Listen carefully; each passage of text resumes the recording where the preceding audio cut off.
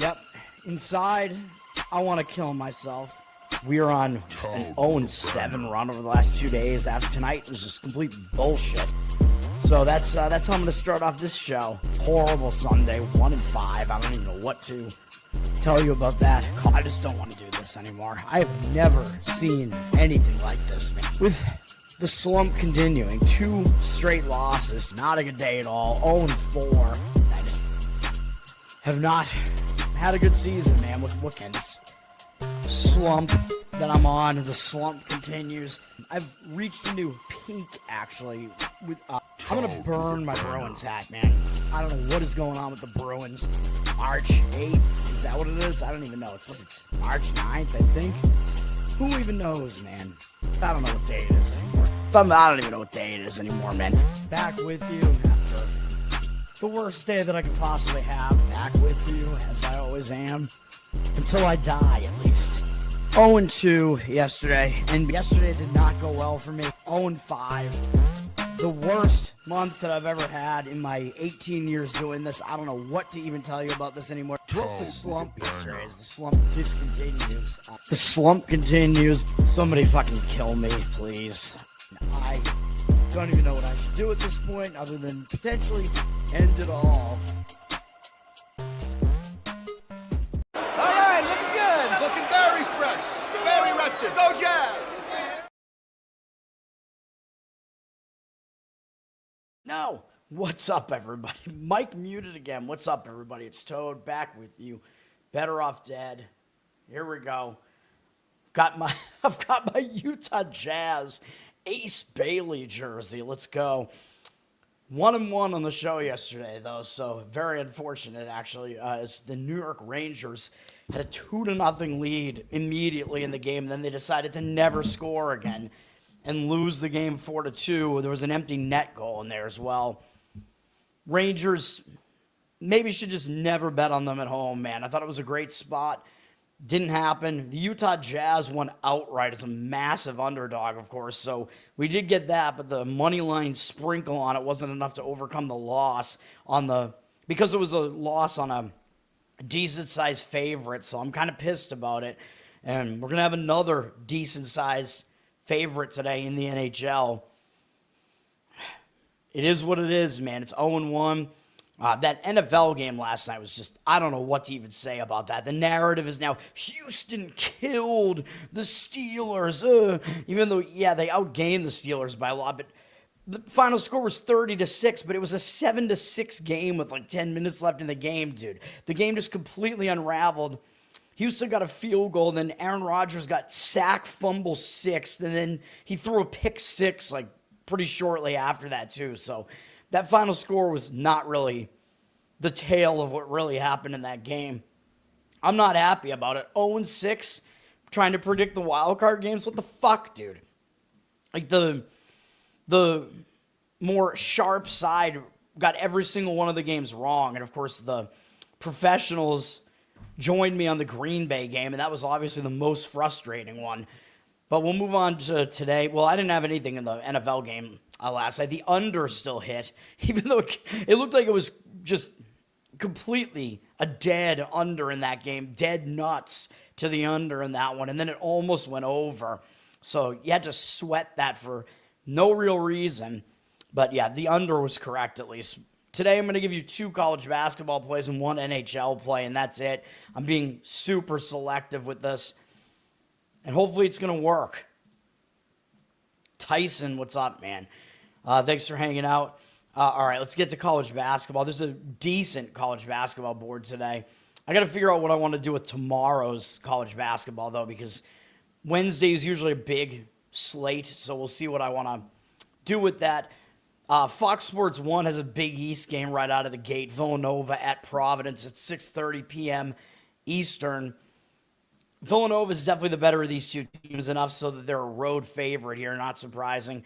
Villanova is playing a second straight road game, though, and having to come back east from playing in Milwaukee, and they beat Marquette barely on the road. And Marquette, I mean, they're probably not as bad as what they look right now as the bottom team in the Big East record-wise, although they're certainly not good.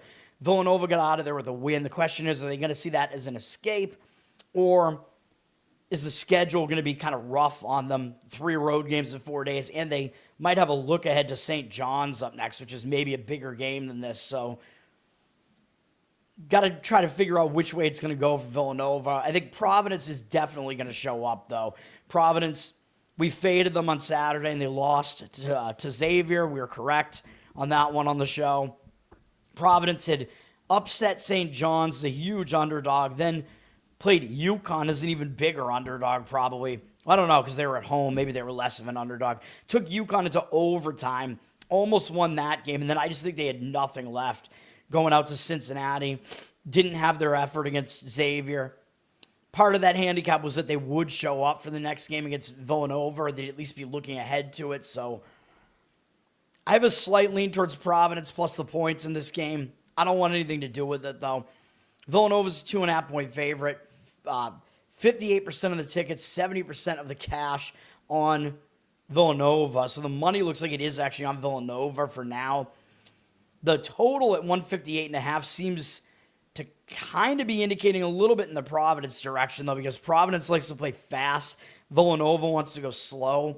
So if this game is a little bit higher scoring, I think that actually helps Providence, even though they're getting points here. And usually the underdog's not correlated to the over. But in this case, where it's almost like a pick the winner, I think it might be. So those are my feelings on that. Queso, what's up, man? I don't know. Is it? I hope not. It says I'm streaming to it. It doesn't. StreamYard's not telling me that there's any issue with it. I don't know. Let me see. I could check on the X stream real quick here. Let's take a look. Should be on my page here, on my home page. No, it looks like it's working to me. I don't know. I see it working. So I don't know. Maybe some weird technical issues going on there. All right. Next game up, we have another Big East game. Marquette at St. John's, 6:30 p.m. Peacock. It's at Madison Square Garden, the home, semi-home arena for St. John's. It's considered to be one of their home arenas, really. Marquette is coming off that tough game at home against Villanova, so they're going to have to travel east now and put in a huge effort again in this one. Don't know if they're going to be able to. Although I think both of these teams do play fast, so it's not really going to be a pacing issue for either team.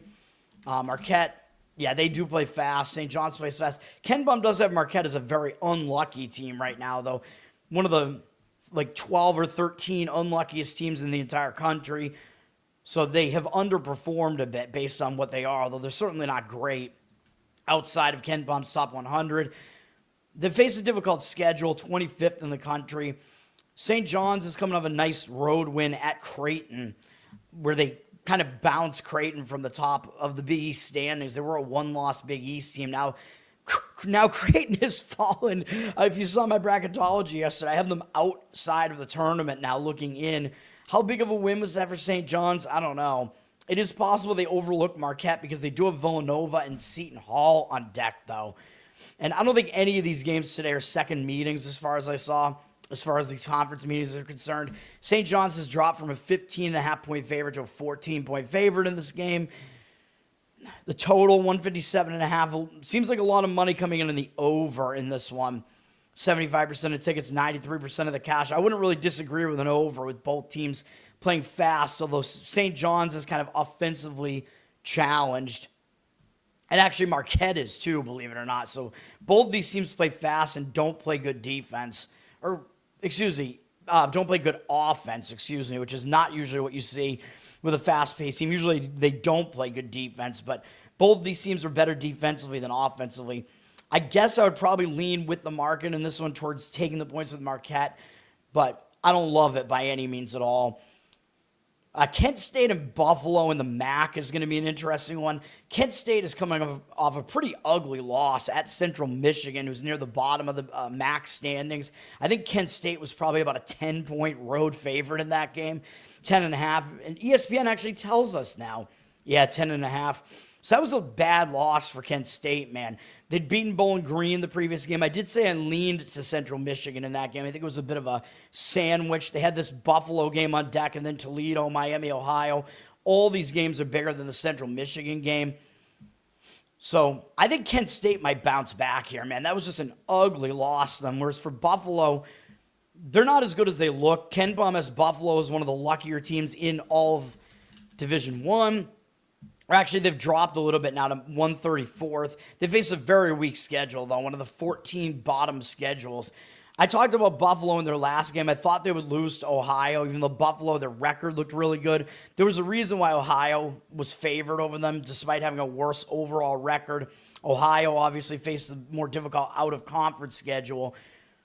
Buffalo, I think you could see them maybe kind of be in a situation where that game kind of was a reality check for them. Like, it's a game you kind of get up for a little bit maybe, and then you just get sent back down to reality. Oh, shit, maybe we're not as good as we thought we were.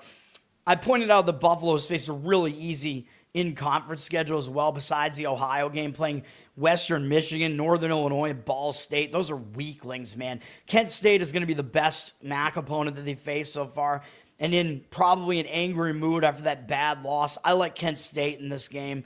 They're a 1.5-point favorite. They might go up to 2 here. 50% of the tickets, 79% of the cash on Kent State. So the money agrees with me on that one. That's the only way I could look in that game. Again, Buffalo, not as good as their record looks. So still maybe even looking at misleading records there, where Buffalo actually has a slightly better overall record. But odds makers clearly telling you Kent State is the better team. Ken Baum will tell you that as well. Saab, what's up, man? Yeah, you could spy on me if you think you can guess what my plays are today. Indiana at number 12, Michigan State starting the 7 p.m. slate on Peacock here. Big Ten game. This is an interesting game. Indiana, of course, if you saw my bracketology last night, I do have them getting into the tournament right now. Despite a loss to Nebraska in their last game, but that was an acceptable loss, obviously. Nebraska undefeated, still in ranked 10th in the country. Indiana played them tough at home, though.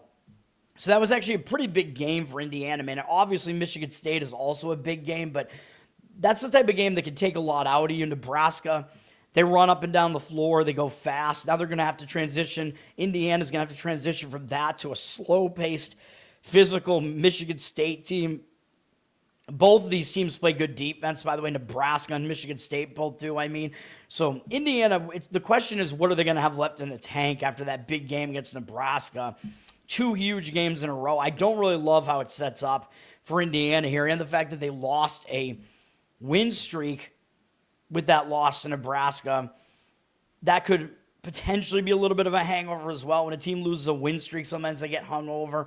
Michigan State's coming off a game against Northwestern where they really didn't play well. Michigan State, they won by 10, but that game was within like 4 or 5 points late in the game. Northwestern went all out in that game pretty much against Michigan State. So Michigan State's really kind of coming off an escape here. I lean to Michigan State in this game. I don't always lean against the ranked favorites, man. And this is a case where I would not want to jump in against Michigan State here. I think the spot sets up better for them. They are up to a 6.5-point favorite, although the market looks like it is coming back on the Indiana side a little bit. 89% of the tickets are on Michigan State. They are public, not surprisingly. 76% of the cash on them. So it looks like the money is actually some of the bigger bets maybe on Indiana in this game, but I don't agree with that. I'm staying away, though, obviously. The total in the mid-140s. Michigan State, they play that slow style that is not as conducive to winning by margin, but I think that is still the way that I would lean in that game. Calgary and Utah. Those are both of those made my short list in hockey today. Virginia and Louisville on ESPN2. Number 16, Virginia. Number 20, Louisville. Virginia, really nice start to the season, 14-2. They just beat Stanford at home. Nothing to really see there. Going out on the road, but Virginia maybe stepping a little bit up in class here. Like, they face a pretty easy schedule, actually. So Louisville might actually be the best opponent that Virginia has actually faced so far, believe it or not. They faced NC State, who's pretty good, but Louisville has, I'm kind of surprised, but I think this is true. Virginia, they just have not been really battle-tested yet, so that may be a concern going on the road, facing Louisville. Louisville's a team that's going to speed the game up, which Virginia does not want to do. Virginia goes slower, although I think Virginia isn't as slow as they used to be. They're pretty slow still, though. Louisville coming into this game off an easy win over BC, which I think will help them because that ended a 2-game loss streak. People might look and say, oh, Louisville lost to Stanford. Virginia beat Stanford, so of course we got to play Virginia here, right? But I would look the other way here. I would lean Louisville. Louisville breaking that loss streak should be a good thing. Not a huge win against BC, and Louisville is definitely the more battle-tested team. I mean, look at their schedule. They beat Kentucky, although Kentucky looks to not be what we thought they were. They played Arkansas. They beat Indiana. Lost to Tennessee. Not really. I know Tennessee's been falling a little bit, but that's still not a horrible loss. And then, Stanford is probably the worst loss. They might have been looking ahead to Duke, though, and then Louisville did also play Duke. So Duke has faced Louisville has faced the way more difficult schedule here. I like Louisville in this one. They look like an anti-public favorite, too. So this is one of those games where it's not an unranked favorite against a ranked dog, but it is a lower-ranked favorite. So that is something that also should catch your eye as a better, where you see the lesser-ranked team being favored. Part of it is because they're at home, but the odds makers are also telling you there's not much of a gap between these two teams, and it looks like Virginia may turn into a little bit of a public dog here, although, well, maybe not. It looks like tickets are 50-50. Virginia, actually, now the whole thing is flipped. We see 53% of tickets on Louisville now and 51% of the cash, with Louisville down from 4 to 3.5 here. So the percentages are moving all over the place right now. I don't think there's really much you can gauge from what these percentages look like right now, but I do lean to Louisville in that game. We have my BC Eagles at number 22, Clemson. Clemson back up in the rankings, man. And sometimes when a team climbs back into the rankings, sometimes you want to look to go against them because it's almost like they get a little bit overconfident, get a little bit complacent. Hey, we're back in the rankings. Clemson just won at Notre Dame. Decent win there. They do have Miami next and then NC State, so it's possible they look ahead there and overlook this BC Eagles team. It's very easy to overlook this team. They're awful. They don't have a conference win yet, so BC might show up with some effort. I'm not saying they're going to win the game or anything like that, obviously, but BC might show up with some effort. They did lose that game to Louisville by double digits in their last game, which I mentioned, at Louisville. It is a second straight road game, but the only way that I could look at this would be to take the points with BC, but the money kind of seems to disagree. Clemson did drop from 17.5 to 17. 92% of the cash on them, though, and 72% of tickets on BC. What public bettor is coming in and playing Boston College in this game, though? I don't see it. Now, unfortunately, the total is moving up, although it looks like some of the money might be coming back on the under now. Total's still low at 135. Clemson plays a slow pace, man. So Clemson, not really the type of team that covers numbers like this. So I would lean towards BC plus the points in that one. Texas A&M is at number 24, Tennessee on the SEC network. Interesting game. Texas A&M, maybe a little bit under the radar, but they also haven't played a very difficult schedule yet. I have them as one of my last teams getting into the tournament right now. They did just beat Auburn. Actually, they beat LSU, Auburn, Oklahoma. None of those are bad wins. Those are decent wins, let's just say. They're not like nothing wins. Those are all against mediocre teams that are all tournament bubble teams right now. But now they do have to step it up in class and go to play Tennessee, man. And they might be running into an angry Tennessee team because even though Tennessee is coming off a big game against Florida, they got smoked, which I think Tennessee and Florida exchanged games like that last year where the home team just wanted blowouts in both of them. And I think I had at least one of them as a play.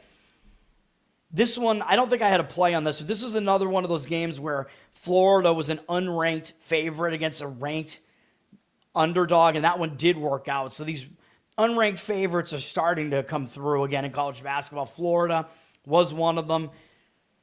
Indiana, by the way, was not one of them. Indiana was one that failed, which I forgot to mention, against Nebraska. Florida was one that got the win, but now I think even though that was a big game, nobody wants to lose 91 to 67, man. So I think Tennessee might show up in this game. Their only conference win so far was at home, so they are probably better at home. I mean, home advantage is a bit bigger in college basketball anyway. They do play Kentucky, Alabama, Georgia all up next, and those are big games, but maybe Kentucky's a little bit less of a big game right now because they're down. it looks like Kentucky just not playing well right now. The Tennessee and Kentucky really don't like each other, but overall, I think I would have to lean to Tennessee in this game, but I don't love the idea of laying points with Tennessee either. They usually play slow, but this total is actually quite high at 161.5, which surprises me. Tennessee plays slow, and if the total is that high, it kind of indicates that A&M might be able to do something about controlling the pace in this game. Where does Ken Palm have Texas A&M? He's got them 41st. They're a super fast tempo team, though. But Tennessee, you would think, would be able to slow the game down. I just don't love laying points with slow-paced teams usually. The money looks like it's against Tennessee as well. 70% of tickets, 53% of the cash on them. So it is an interesting market read on that game. Looks like the money is saying Texas A&M. I somewhat disagree with it based on the situational setup. We have some Missouri Valley action. Illinois Chicago is at Northern Iowa. When I first looked at this and I said, oh, God, Illinois Chicago's in a horrible spot. They just went to Illinois State and pulled off an overtime upset. Big conference game. Illinois State, one of the better teams in this conference, and kind of a little brother, big brother situation for Illinois Chicago. They're beating Illinois State. Illinois State was a big favorite, a double-digit favorite in this game. They shot horrendously in the game. Illinois State did 27% from the field. Unbelievably bad game for Illinois State. Probably an outlier. So my instinct is, yeah, Illinois Chicago is going to be in a letdown spot, but are they really going to overlook Northern Iowa? Probably not, because Northern Iowa is one of the better teams in the conference, although maybe Illinois State meant a little bit more to another Illinois team, and maybe Illinois Chicago won't have anything left in the tank for this against Northern Iowa. But then Northern Iowa's not exactly in a great spot either. They just played at Bradley, and it was a pretty tough game. They only lost by 6. It was a back-and-forth game. They almost were able to win the game. They were 4.5-point dogs, Northern Iowa were, in that game. So that was a big game against one of the better teams in the conference. So that is my concern, that Northern Iowa themselves are coming off a big game. That and laying points with Northern Iowa is dicey because they play really slow. Although I don't want that to keep me off of every single game like this. But this one doesn't make my card, but I lean to Northern Iowa still laying the points. And it looks like that is the way to go. Even though they dropped from 7.5 to 6.5, that at least means you're getting more value. And for some reason, it looks like Illinois Chicago might be a public side in this game, a public dog, which you wouldn't think that because who's going to want Illinois Chicago? Public bettors, they don't even know who this team is, and they're certainly not good. 85% of the tickets, 54% of the cash on Illinois Chicago. For what it's worth, I do lean to Northern Iowa in that one. CBS Sports has this A-10 game up at 7 p.m. George Mason at Loyola Chicago. George Mason, undefeated in the A-10 so far. They only have one loss on the season, but we'll see how good they really are. But they are coming off a pretty good win, man, over VCU. VCU won the conference last year. They're still one of the better teams in this conference. Even though they're 2-2 in conference, I still think that is a big win. And it's actually bigger because guess who VCU beat in the conference final last year to get into the tournament? Yeah, that was George Mason. So that was a huge revenge spot for George Mason. So I think they definitely could be in a letdown spot coming off of that. They're playing Loyola Chicago, here. I almost said Illinois Chicago again. And up next, George Mason does have George Washington in the Battle of the Georges. That's sort of a D.C. area battle. And George Washington is near the top of the conference as well. So I do think this is a sandwich spot that Mason is in, and they got to go on the road and face this Loyola Chicago team that we don't even know what they are right now, man. They're coming off a horrendous loss to George Washington, 101-66.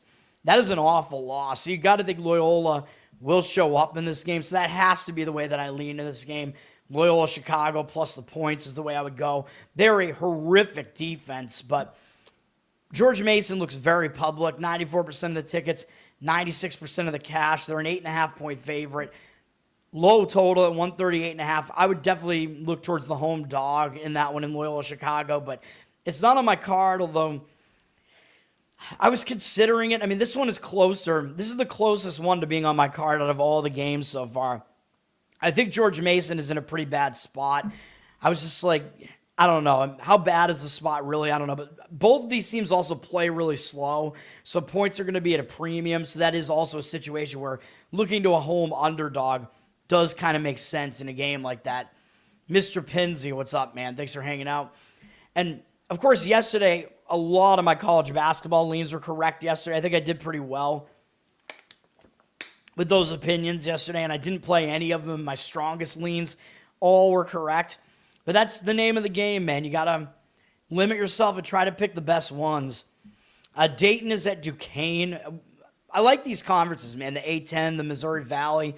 They're kind of fun to handicap. There's some dynamics that you can pick out for some spots here. Dayton just had a nice win over GW, George Washington. Now they go on the road to face Duquesne. Dayton did not do well in their other road conference game, almost losing to Loyola Chicago. So Loyola Chicago can definitely put up a fight against these slower-paced teams at home. Dayton is also a slower-paced team, I believe. That might hurt Dayton in this one, though, because they're coming off a big win. They got to go to Duquesne, and Duquesne plays faster. Duquesne may show up for this one, man, against one of the better teams in the conference. Duquesne has lost 2 games in a row. Not really expected to win those games against VCU and then at St. Joe's.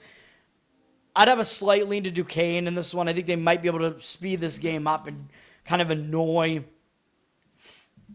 Who are they playing again? Annoy Dayton here because Dayton wants to go a bit slower. Duquesne is at least pretty low in Ken Bum's luck index right now, 322. So he is saying that they're an underperforming team right now. They're better than they look. The money is all coming in at Dayton in this game, though, which doesn't make sense to me. I would lean the other way.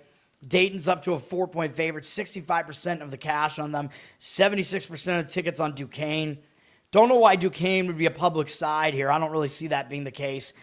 Total at 153 seems to indicate that maybe Duquesne will be able to speed this thing up a little bit. That is the way I look in that one. Refs who blow the whistle more in basketball and they make it easier for underdogs to cover. Not really, but I'm not surprised that there's stuff going on in some of these games that, like, these games are definitely rigged in various ways, man, so it doesn't shock me.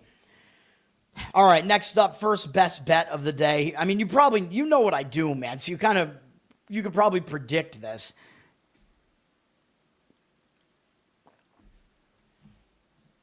So we're going to go with Minnesota +2 here. We're going to fade Wisconsin. Big Ten Network game at 7 p.m. I like how this sets up. I mean, the main component to this is obviously Wisconsin is coming off a monumental win against Michigan, man. I don't know how they did it. Well, if you dig into the boxer, you can kind of see how they did it. Wisconsin was like a 20-point underdog in this game, and they went into Ann Arbor and beat Michigan. Unbelievable win for Wisconsin. Wisconsin's now right back in the tournament picture. I think they're going to be in a major letdown spot here, even though this is a rivalry between Wisconsin and Minnesota. I think Minnesota is usually on the short end of this rivalry. Wisconsin has the better history, so I think Minnesota is the more likely team to show up in this game. Now, if you look at how this game played out, Michigan was winning this game throughout the entire first half. It looked like Wisconsin was going to be done in this game, and they did not go away. They came back, and it was close for the entire second half. It was a battle the whole way. Wisconsin got the win. Dig into the box score, though. Wisconsin pretty much, the difference in this game was 3-pointers. Wisconsin was +7 from 3-point range, and they hit 45% of their threes. That is pretty much what happened in this game, although they did play close rebound-wise and whatever, but the 3-pointers were the big disparity here, and sometimes an underdog will be able to do that and hit threes and win the game that way, so I think it was a little bit of an outlier. Wisconsin, I think they're going to be in a huge letdown spot here. Second straight road game. I wish they had a bigger game up next than Rutgers, which is not big, but still I think this is a letdown spot for them in a major way. And for Minnesota, I think they're going to bounce back, even though I know they lost a win streak in their last game, and sometimes that will hang you over, but I don't see them looking past Wisconsin, especially after what Wisconsin just did. I know Minnesota does have Illinois next, but Wisconsin's still going to be a big game for Minnesota. And we faded Minnesota in their last game with USC because I basically said this was a sandwich spot that Minnesota was in. I said they played really tough. They beat Iowa. That was a big win for Minnesota against a slow-paced team. And then I said they were going to maybe struggle a little bit more, having to then transition to playing a fast-paced team like USC. It was a letdown spot, I thought, for Minnesota. USC caught them, is a situation where Minnesota lost as a home favorite, though. And when teams lose as home favorites, a lot of times I want to look towards them in their next game. And again, part of that handicap was that Minnesota would be looking ahead to Wisconsin as well, which I think is a game that means more than the USC game did. So I like Minnesota in this one. Wisconsin also likes to play faster now, and Minnesota's not going to want to do that. Minnesota's going to want to go slow. So that's what we're going to look at here. Minnesota at least is good on the defensive side of things, even though they're not good offensively. Wisconsin is definitely the more balanced team, but there's not much of a gap between what these teams do defensively. Minnesota's only like a few ranking spots lower in Ken Baum's rankings defensively than Wisconsin, although Wisconsin is way better offensively. But I like how the spot sets up. I think Minnesota could slow this thing down, ugly it up, get it into more of a defensive-minded game. Wisconsin looks like a public side, 62% of the tickets, 60% of the cash. They're dropping already from 2 to 1.5 here. You'll be able to get Minnesota as somewhat of a dog here. Total pretty low, 146.5 seems to indicate odds makers kind of thinking Minnesota will be able to slow the game down a bit. That's what we're going to go with. Minnesota is my first play. All right.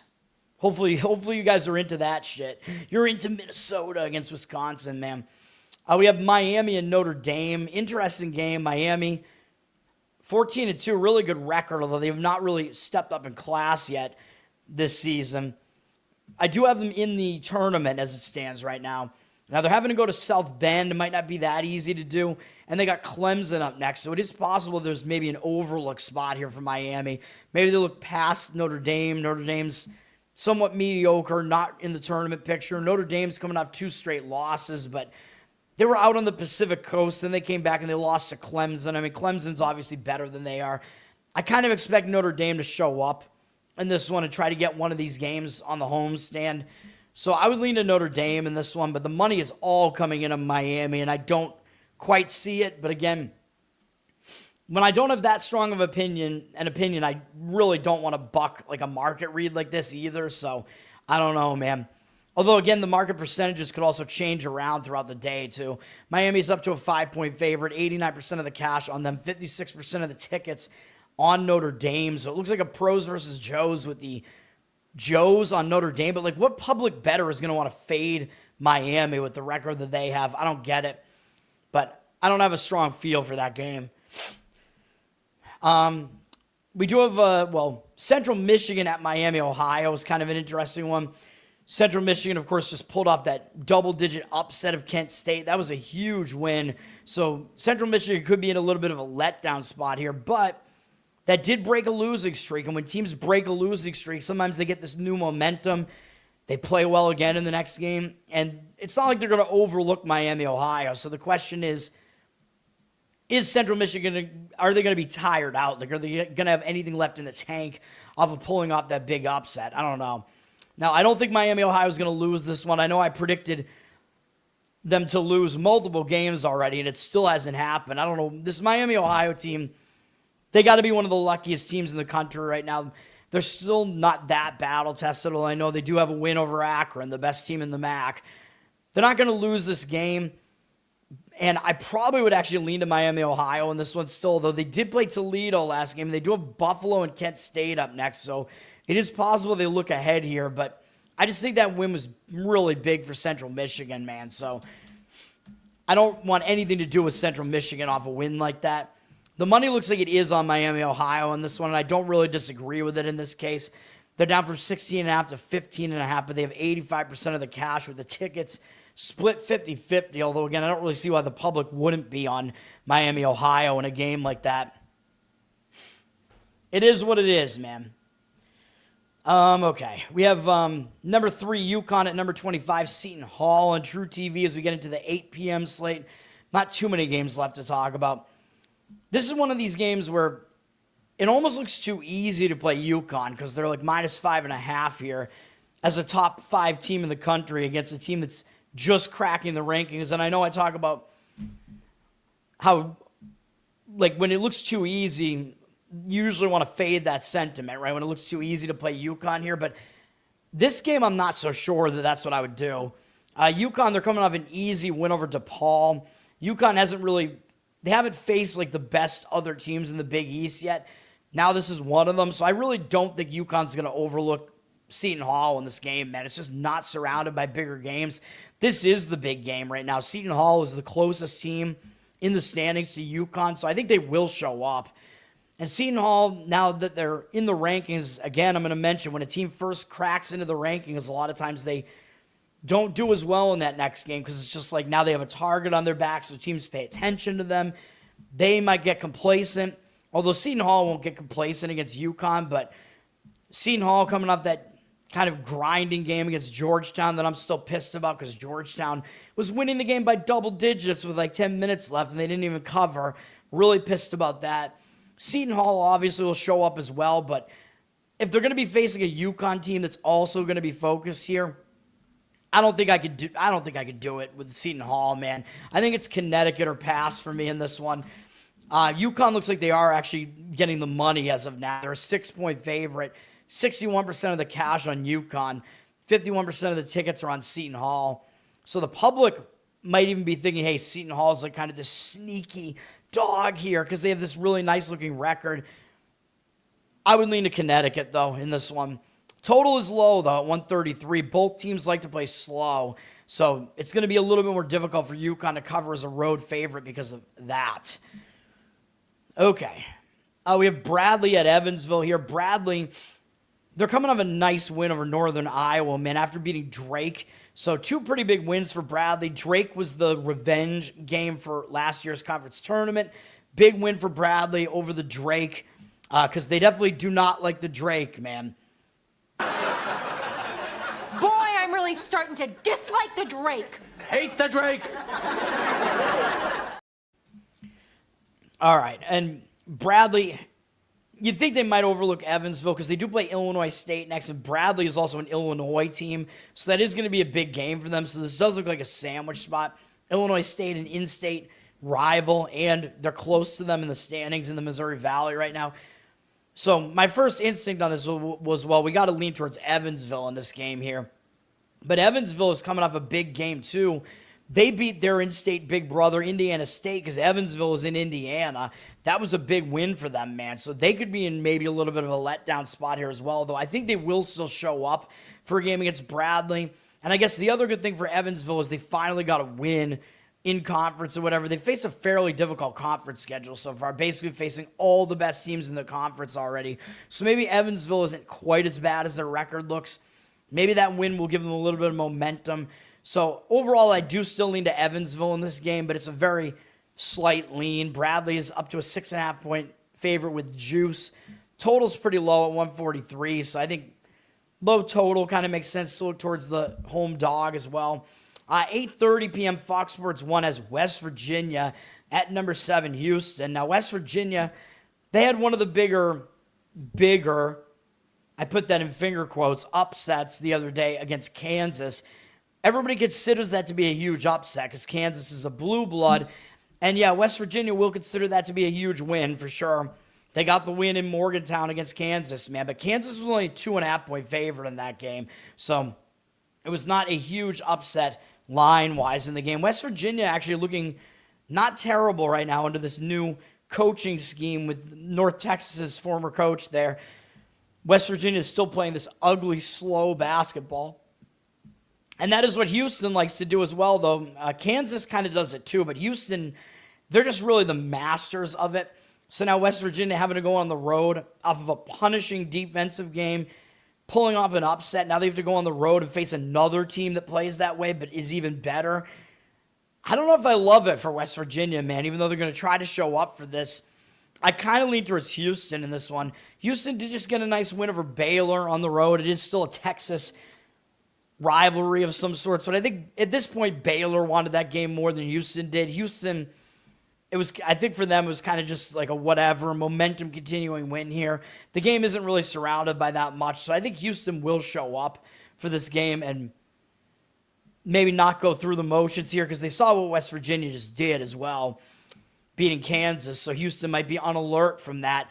Houston's a 14.5-point favorite here, up from 12.5. 64% of the tickets and cash on Houston, so they might be a little bit of a public side. Total's low at 128.5, so I don't really want to lay points with a slow defensive team like Houston that's not as good at scoring. Houston's offense is a little bit down this year. Last year, they had one of their better offenses, which is part of the reason why they got into the final, because they always have a great defense, but their offense actually was really good last year. This year, not so much. They're kind of falling back into that better defense than offense situation or type of style this year, but that's also the type of team you don't really want to lay points with, and this is a game where both teams are going to be slowing this thing to a halt, which is why the total is so low, 128.5. I would not hate an under in this game. 60% of the tickets and 71% of the cash are on the under. The under kind of makes sense in the game, man. Even though West Virginia, they might have a little bit of, they might be tired defensively, but both teams are going to slow this thing down. And there might not be a ton of scoring here, but I do slightly lean to Houston still, but laying points with a low total like that seems really questionable. Number 2, Iowa State at Kansas is the ESPN 9 p.m. game. This game, people are going to look at this and, man, it looks easy to play Iowa State, right? They're a 3.5-point favorite. Number 2 in the country against an unranked Kansas team, although everybody knows Kansas is a blue blood. But kind of crazy that the line's only 3.5. Although if you look at Ken Bum, he still has Kansas in the top 25. Like, they should still be ranked. Again, the rankings makers are just overreacting to Kansas losing to West Virginia, which was not a horrible loss, to be honest. West Virginia playing a little bit better recently, although they're not in the tournament discussion right now. Kansas, they're still a top 15 defensive team, so they're very good defensively. They're actually more of a moderately paced team. Like, I still think of Kansas as this slow-paced team, but they play a little bit mid-tempo. So does Iowa State, actually, so there's not a huge tempo clash in this game. But Ken Bum also has Kansas as having faced the second most difficult schedule in the entire country. So Kansas has gone through the gauntlet, man. So I do still lean to Kansas in this game, but I just don't see that much of a situation for it. There's not as much of a gap between these two teams as you might think based on the rankings. Iowa State is deserving of a ranking like that. Ken Bum has them at 3, but it's basically just Kansas is being overlooked right now by the rankings makers and whatever. We have 64% of the tickets and 59% of the cash on Iowa State. So they're a public team with less of the money on them. Total is kind of in that mid-range, sort of at 151.5. It's not quite that mid-tempo range just because these teams do play good defense as well. For Iowa State, it's just not that bad of a scheduling spot for Iowa State, so it's not really a spot where you'd want to jump out of your seat to fade them. Like, they just beat Oklahoma State. I know Oklahoma State's in the tournament discussion, but they're not really that good of a team. Iowa State's probably not going to overlook Kansas, man. This is going to be their biggest conference game so far. People might look, though, and see, oh, West Virginia beat Kansas by almost double digits or whatever, and Iowa State housed West Virginia. So it's so easy, right? You play Iowa State, so I don't like that, like, transitive look there that the public might have. So that is another reason to look towards Kansas in this game. And, of course, the other reason is that Kansas is coming off that loss by 11 to West Virginia. So I think they were already looking ahead. Kansas had a grind into overtime in the last game against TCU. So I think it was kind of a bad spot coming off an overtime game with Iowa State on the horizon. I think they got caught overlooking West Virginia. So I lean Kansas plus the points here, but not one of my plays. We have Oregon at Nebraska on Big Ten Network at 9 p.m. Nebraska is ranked 8th in the country. Oregon has not been that good, man. And they're having to come in from playing in Eugene, Oregon in the last game against Ohio State. They lost that game by 10. Maybe it'll be a good thing for them to go back out on the road. The Oregon has not had to play in this area of the country yet, I don't think. They've played some road games further east, but haven't done this yet, although they'll at least probably show up for a game against Nebraska. And I know I keep saying Nebraska's not as good as being the 8th ranked team. Ken Bum has them 17th, and he has them 22nd most lucky team in the country. So, yeah, Nebraska is a little bit overrated. They have 2 huge wins against Illinois and Michigan State. fairly weak schedule otherwise. They are coming off another big win against Indiana, who is definitely a powerhouse historically. So that was a big win for Nebraska to go out on the road and beat Indiana like that. So I don't know. It's possible. Maybe it's a little bit of a letdown spot here for them. I would probably lean to Oregon in this game, plus the points, but man, it feels ugly. Although when it feels ugly, maybe that means you should do it. But I just don't have that much of a situation to rely on here. Nebraska is down from 11 to 10 here. 88% of the tickets are on them, but 57% of the cash back on Oregon. So Oregon looks like they're taking the money in like a pros versus Joes situation here. The pros seem to be on Oregon. Totals at 145.5, which is pretty low, which seems to indicate that maybe Oregon is going to be able to slow this game down a bit because Nebraska wants to play fast. Oregon does not want to do that, although Nebraska also plays pretty good defense. So it could be a low-scoring game for a number of different reasons. We'll see what happens, man. Number 18, Alabama, is at Mississippi State. Alabama coming off a pretty ugly loss to Texas, man, although I think Alabama coming off that big game against Vandy where they took the 6-point loss. I think Alabama, I think was hungover against Texas. Alabama was like I don't know, what were they in this game? 7.5 point favorite? No, 11.5. My mistake. So Alabama lost as a pretty big favorite there to Texas. So I kind of think they're going to bounce back off of that ugly loss, which is kind of explainable because they were in a bit of a hangover after the Vandy game. I think Alabama's going to come out with some more fire after that, even though Mississippi State's not exactly a team you're going to pay attention to. Mississippi State did just lose a 6-game win streak, losing in their last game. So that's maybe something that could hang Mississippi State over a little bit.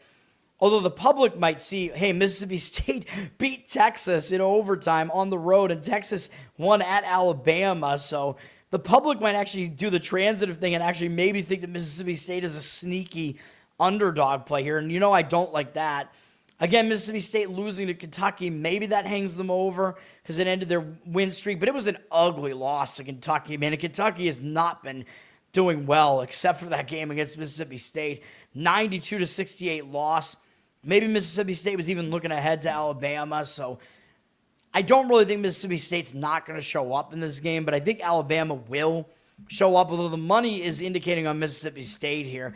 Alabama's down from 7.5 to 4.5 here. 57% of the tickets and only 54% of the cash on Alabama. So the money is fading Alabama in this spot. They've dropped on the line through that key number 7 all the way down to the 4.5. But it's a high total, 173.5. I think both these teams like to go fast at this point. So where's Mississippi State at? There they are. They're somewhat on the faster side, yeah. Alabama's way faster than that, though. I just don't know what to do with this game, man. Yeah, it's tough to figure out. I kind of lean towards Alabama because I think they're kind of coming off the somewhat of an uglier loss just because they were a big favorite in that game and they might have focus and they are still the better team here. Next up, ESPN2. This is my final college basketball play of the day. We're going to take the points with Oklahoma against Florida. Number 19, Florida. So Florida has now jumped right back into the rankings, man. They went from unranked all the way up to 19 just because they beat Tennessee. Now, I've been talking about how Florida's underrated because they've had a very, very difficult schedule. 6th most difficult, according to Ken Bum. He has them as the 7th unluckiest team in the entire country. He has them 12th overall and top 10 defensively. So, yes, all of that indicates that Florida's not a team that you want to fade, but I think the situation is just horrible for Florida here, man. Like, all of a sudden, they're crashing the rankings party after they were unranked. They might be feeling really high on themselves after 2 huge wins, man. They had the nice bounce back off of that upset loss at Missouri. They beat Georgia, which is basically a rivalry between Florida and Georgia. Bigger in football, but still a big win. Georgia was ranked at the time. That was a win for us on the show, too. Florida was actually a big favorite in that game, an unranked favorite. Then what did Florida do last week? Oh, yeah, as an unranked favorite, they won again. So Florida's been the one team that really keeps winning as an unranked favorite. They're like the only team that's able to do it because they're just that underranked. Although now they're not as underranked because they are ranked now. But huge win against Tennessee, man. They blew out Tennessee 91-67. Now they're going to go back out on the road and play Oklahoma. And again, the last time they were in this part of the country, they lost to Missouri. So not a good indicator that Florida didn't do well going to Missouri, although their other road game, they almost beat Duke. So Florida, that game they played well, but going to the middle of the country, they weren't as good. And now this is only their third road game of the season, true road game. And up next, 4 days from now, they got to play Vanderbilt, man, at Vandy. That is a monster SEC matchup. Vandy, the best team in the SEC right now, ranked 10th in the country. To me, this is a sandwich spot for Florida, man. I think you got to do it. You got to play Oklahoma in this one. Oklahoma coming off a loss to Texas A&M. They just lost on the road to Mississippi State and Texas A&M. Now, I know A&M was a favorite here. I know Oklahoma played okay. Hey, Oklahoma, okay. Oklahoma only lost by 7, but still, you know Oklahoma's going to show up for a game against Florida. And by the way, Oklahoma was not that bad in this game. They out-rebounded Texas A&M by 11, and usually Texas A&M, recent history, they've been a good rebounding team. Texas A&M had way more free throw attempts, 25-16, so that was part of the reason why A&M won this game, because they had to overcome getting wrecked in the rebound battle, and I like that Oklahoma won the rebounding battle because that's more of an indicator that you can look for to repeat itself as the season continues. It's more of a predictable stat and predictive stat. And the other reason why Oklahoma lost this game is lack of ball security. They lost the turnover battle 17-8. So I think Oklahoma is going to do better with ball security after that at home. I think they're going to show up here. We're going to go with Oklahoma in this one against Florida in what I think is a horrible spot for Florida. Money looks like it is coming in on Oklahoma here. Florida's up to 6.5 now, by the way, so you can get a better number on this now. So I'll update that. Hold on. I'll do it right now. I just put these into the system so I remember what I'm going to talk about, man. But sometimes I wait on these ones where I think I'm going to be fading the public. If you're going to be fading the public, a lot of times it does make sense to wait.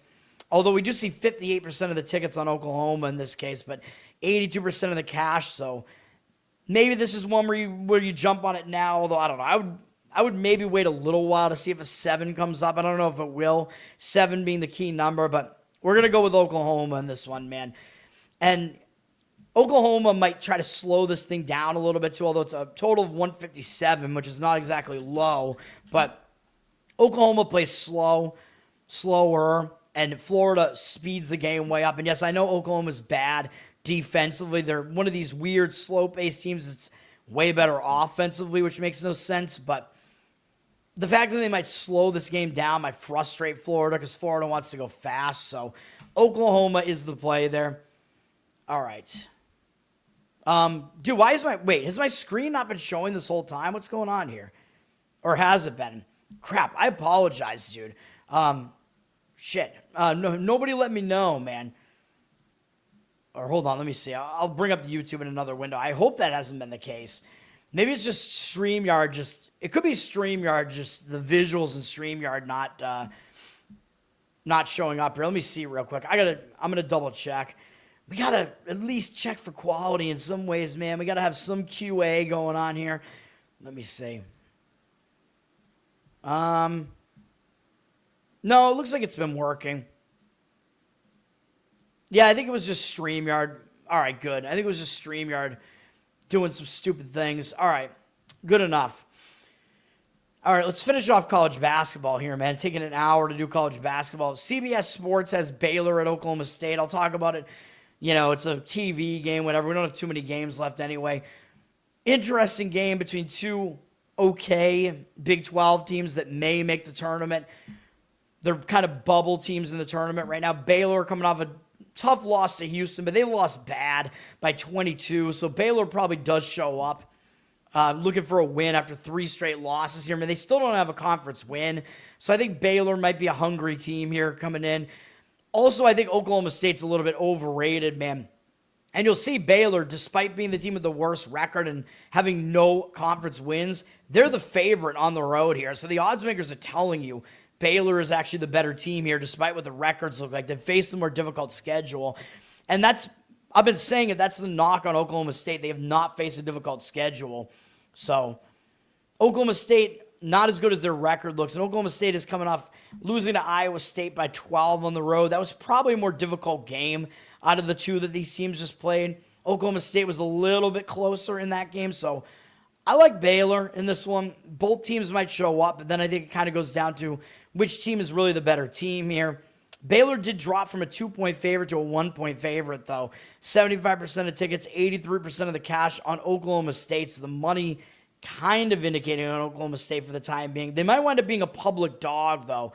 So Oklahoma State could potentially have the makings of a public home underdog, and that is not something I want to look at. So my lean is Baylor in that one. Oh, thank you, sir. Thank you, Kyle. That's right. Kyle is always the one that's letting me know. I appreciate it, man. Thank you. You let me know when it's not when I'm not showing it. So when I'm not showing the dick, ooh, but my dick is hanging out. What? Oh shit! I'm gonna get banned from YouTube here. Georgetown at Creighton is actually a Peacock game.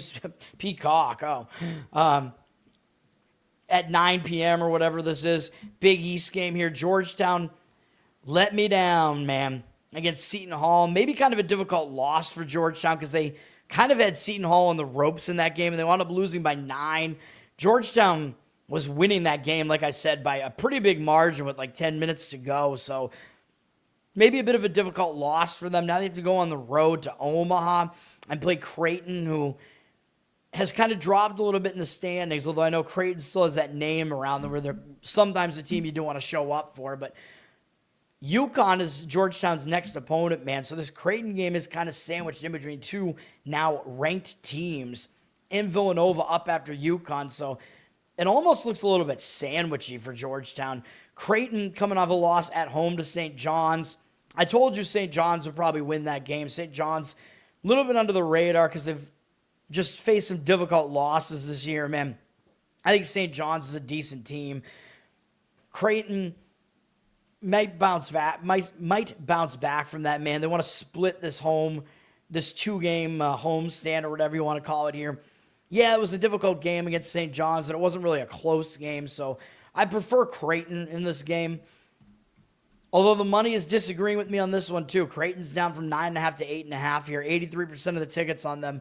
92% of the cash on Georgetown. It's not a high total, 148.5, but I prefer Creighton in that one, man. Who's going to look at these records and want to really lay it with Creighton? Like, who's going to lay 8.5 with a 10-7 overall team? Even though I know Georgetown's record is not pretty, but I don't know, man. ACC Network has Florida State and Syracuse. This is not a pretty game.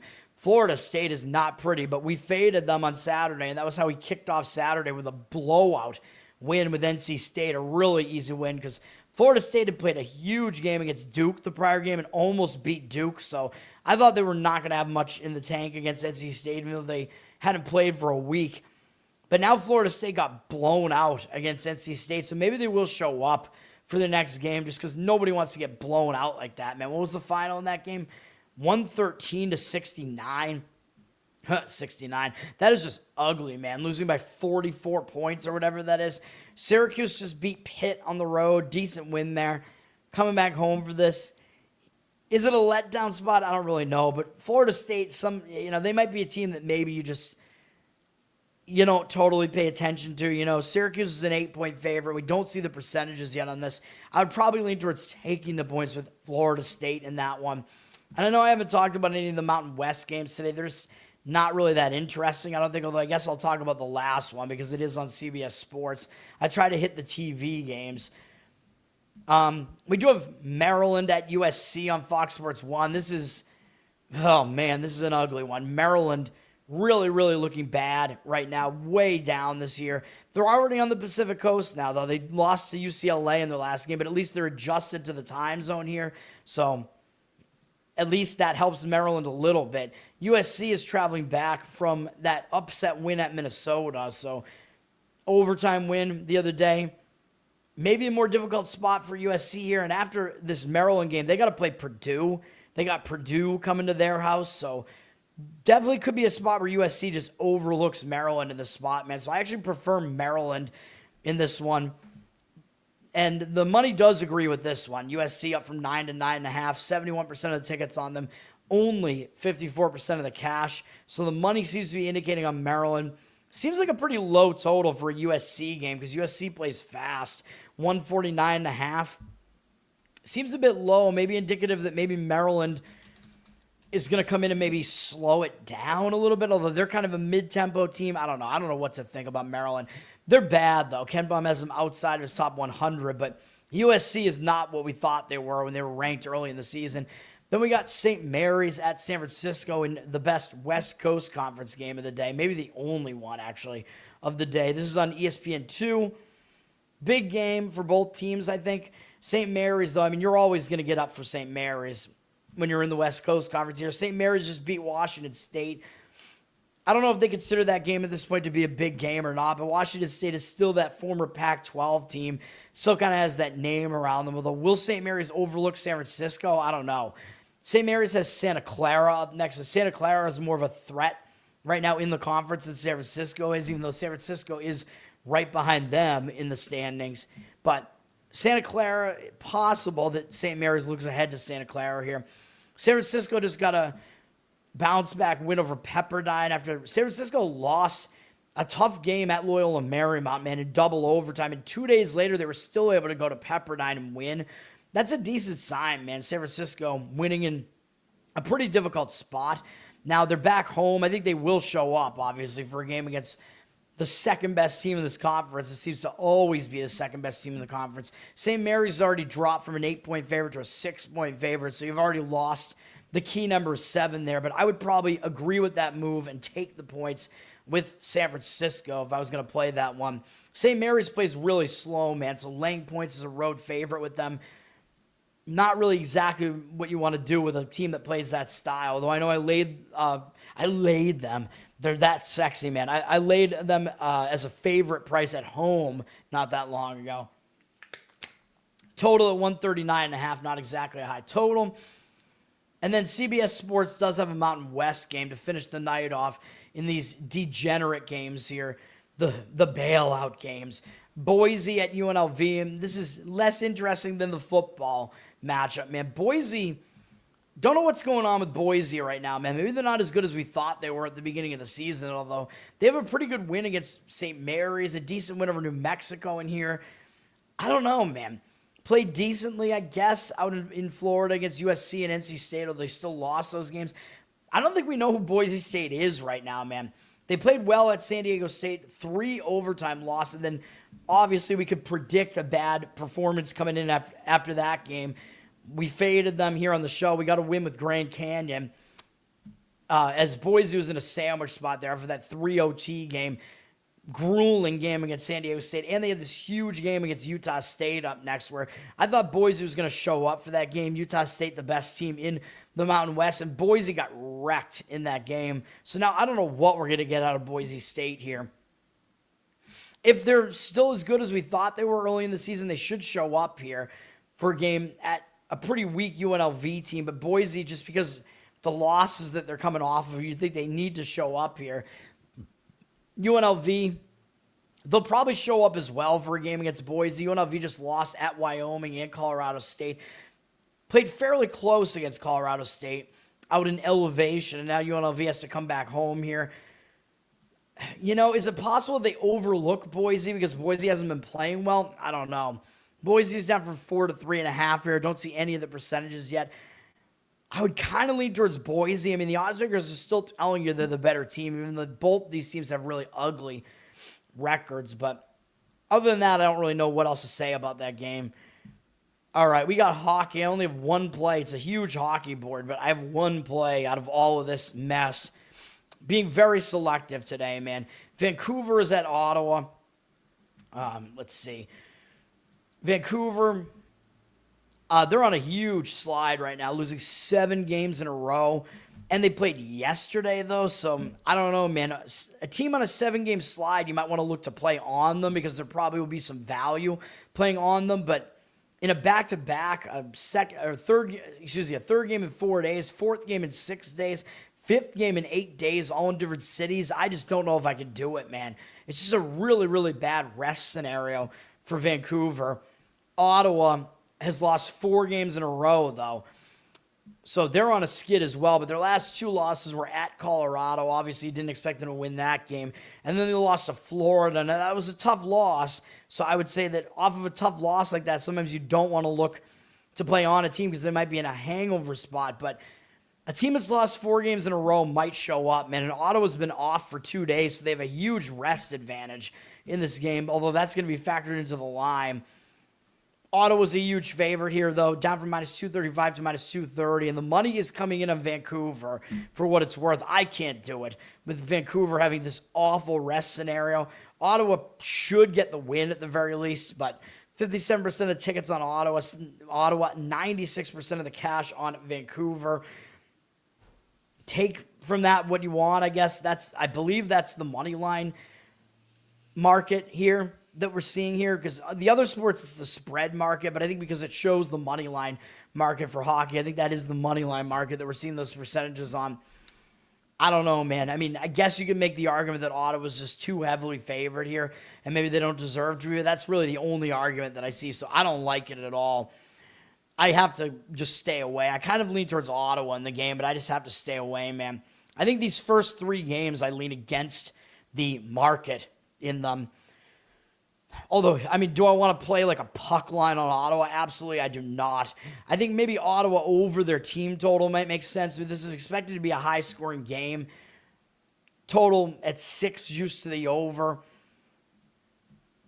You know, maybe some questionable goaltending on the Vancouver side, and Vancouver being this tired could affect their defense. So, yeah, I would maybe Ottawa over their team total is the way to look at that game.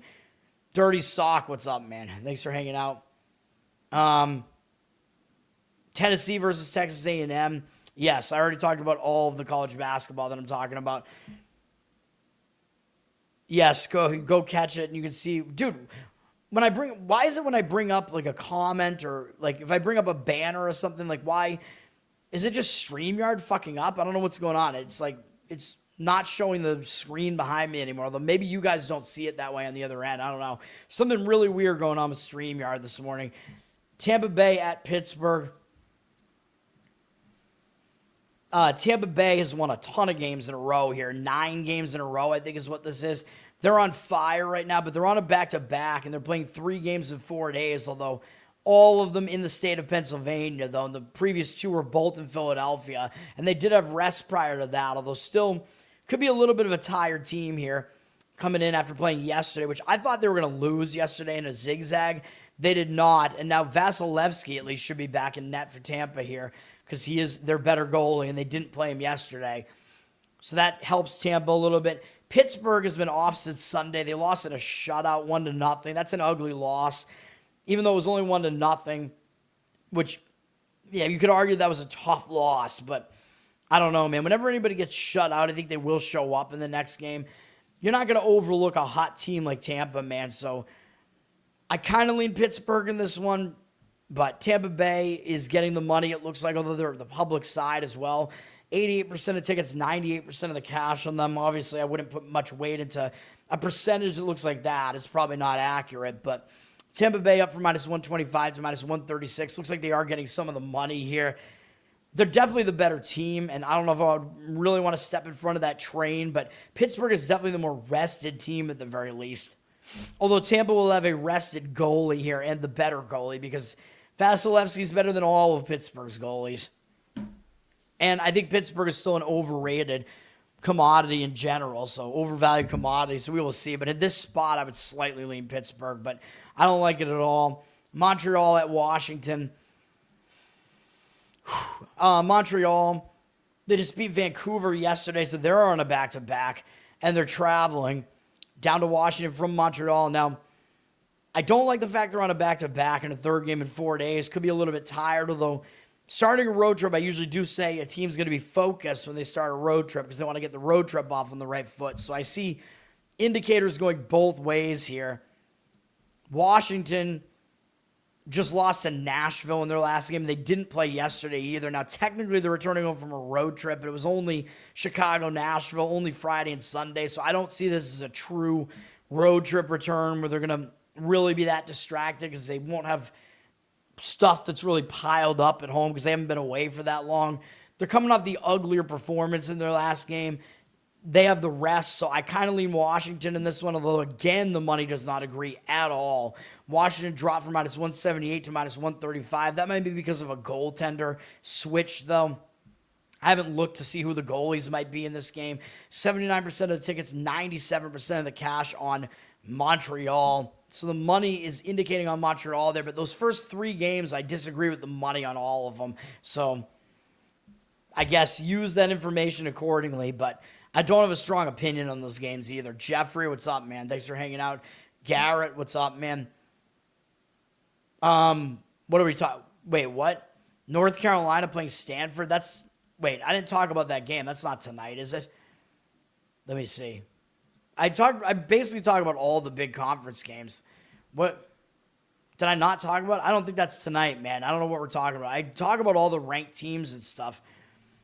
I don't think that's tonight. I don't know what we're talking about. It's not tonight. It might be tomorrow. All right. Columbus fired their coach. Ooh, that is something I did not know. That is interesting. Okay. So that if that's true, that is a reason to not fade Columbus here. There it is. They fired Evison, hired Bonix, who? I thought he was supposed to play this weekend at Mile High, man. Bonix, what? Now, good information, Jeffrey, because I always talk about the fired coach spot. So, and we're about to talk about this game anyway. So, yeah, Calgary at Columbus. I talk about this when a team fires their coach. A lot of times it'll spark the team because the team either wasn't responding to that coach, didn't like them, so they'll get fired up because he's gone and they'll want to play better. Maybe they like the new coach and they'll play better for him. Or, at the very least, they'll want to prove that they were playing poorly because of the coach and not because of them, like it wasn't them. So, there are multiple reasons why the fired coach spot works. So, that is a positive for Columbus here. So, that is a good reason to stay away from this game completely because I think the spot favors Calgary otherwise, and I considered Calgary. Saab likes Calgary in this game, and so do I, but I definitely like them less knowing that Columbus fired their coach. We got to stay on top of this stuff, man, and know when coaches get fired. Now, Calgary just ended ended a losing streak, with a win over Pittsburgh.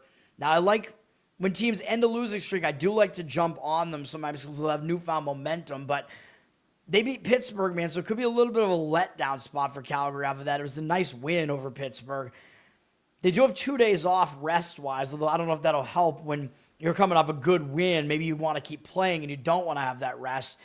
Columbus is returning home from a road trip, though, so I can't get on board with Columbus here, man. They were on the road since last Tuesday. They went to the Pacific Coast. They went into high elevation. Won the last game in overtime against Utah. What? To finish the road trip there. I always talk about it when a team returns home from a road trip, a lot of times they'll be distracted because they have home life to get back to and whatever. So, tends to be a distracted spot. Calgary, definitely a team you won't necessarily pay attention to, man. But now that Columbus has fired their coach, there might be a spark that they get here. I will slightly lean to Calgary still because of the scheduling spot, but I can't get involved in this game. Columbus down from minus 140 to minus 136 on the money line. 75% of tickets and 73% of the cash on Columbus. So they're public with less than the money on them. So the market read is still saying Calgary. I agree with it, but again, fired coach spot is a strong spot that I like to play on, man. So we need to be aware of it. We got to know the news, man. We got to keep abreast of the situation and know when a team fires their coach. Yes, sir. North Carolina, I believe, is tomorrow, yes. All right. Detroit at my Boston Bruins. This one almost made my card. I talked about this game yesterday because Detroit played yesterday, and I was like, this is going to set up a spot where Detroit's not going to be in a good spot here, man, which is true. They're on a back-to-back. They're on a third game in 4 days, all in different cities. Fourth game in 6 days with travel between all of them.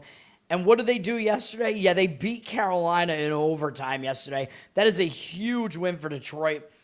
Now they go to Boston, back-to-back. Could be a letdown spot. They're probably going to have to switch up their goalie situation here from Gibson back to Talbot, Although Talbot hasn't been that bad, but Gibson's been their primary goalie recently, so I think Detroit will switch it up to Talbot here. For the Bruins, they're in a better spot here, man, because they are coming off an ugly win, and I like teams that are coming off ugly wins a bit better, man, because they don't get much credit for that win. Like, yeah, it was a win over Pittsburgh, which is good, but when you win ugly, 1-0, the public still doesn't want you because it's like, well, this team can't score. Why would I want them? But I think the spot is better for the Bruins. It was a good win over Pittsburgh, but they're not going to overlook Detroit. They did lose to Detroit in Detroit on December 2nd, although I don't think that really matters necessarily. And I don't think it's going to really be a letdown spot again because I think Detroit is a team Boston will show up for. You'll have the better goalie in net for the Bruins here because Swayman should be back in net as Corpusalo played in the last game. So there will be a goaltending edge and a scheduling edge, both in favor of the Bruins in this one. So I like the Bruins here. They actually look like an anti-public home favorite here, too. Detroit is a public dog in this game. 77% of the tickets, 62% of the cash on them, with the Bruins up from -125 to -131. So I like the Bruins in this one, man. This one is almost on my card, and I'm tempted to do it. I'm pretty tempted, man. I know, I don't know, man. With my pro-Bruin bias, I'm going to be double pissed if I'm on them. But you gotta stick to what works for you, man. You got to stick to the process and not let bias interfere with you. So should I do it or should I not do it? I mean, I like this one.